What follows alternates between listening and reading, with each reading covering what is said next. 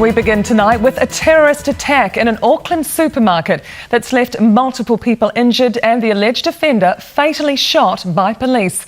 More details are still coming in, but the Prime Minister's confirmed he was a known extremist, a Sri Lankan national.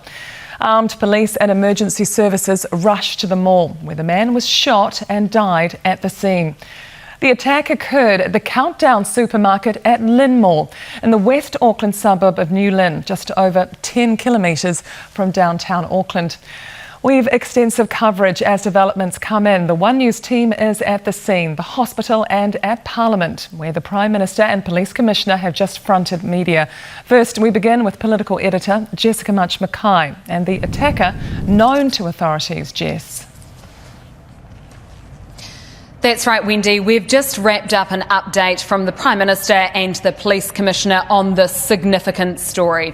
The man was originally from Sri Lanka. He moved to New Zealand in 2011 and he was on the government's watch list from 2016. So he has been monitored and known to authorities for the last 5 years. Now, the reason he raised suspicion and raised concerns with police and other authorities was because he was viewed as a violent extremist, because of his ISIS-inspired views, and because of his violent ideology. He was known to the Prime Minister.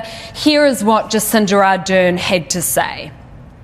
What happened today was despicable. It was hateful. It was wrong. It was carried out by an individual, not a faith, not a culture, not an ethnicity, but an individual person who was gripped by ideology that is not supported here by anyone or any community.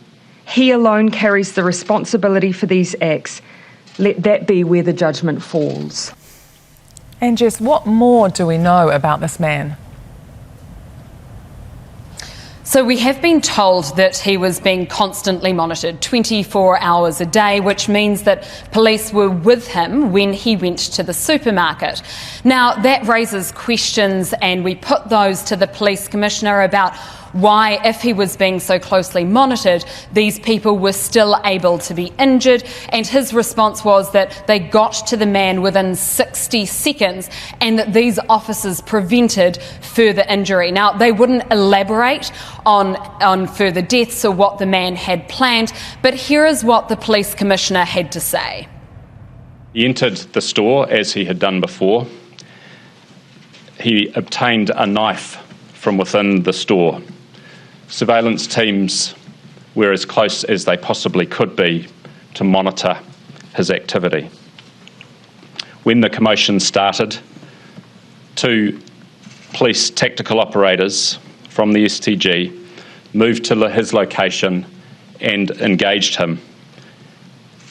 When he approached them with the knife, he was shot and killed.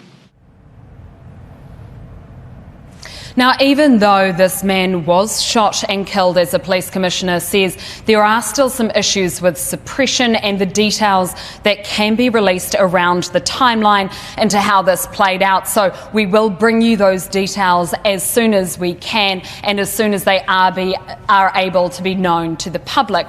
What's important to point out is that the Prime Minister stressed that the reason that he was being monitored is because the current system didn't allow him to stay in jail. So we'll be able to share more of that shortly. He was also known to the Prime Minister. She stresses that there are only a few people, a very few number of people who are on that high priority list that come across the Prime Minister's desk. He is one of them, so she was aware of that.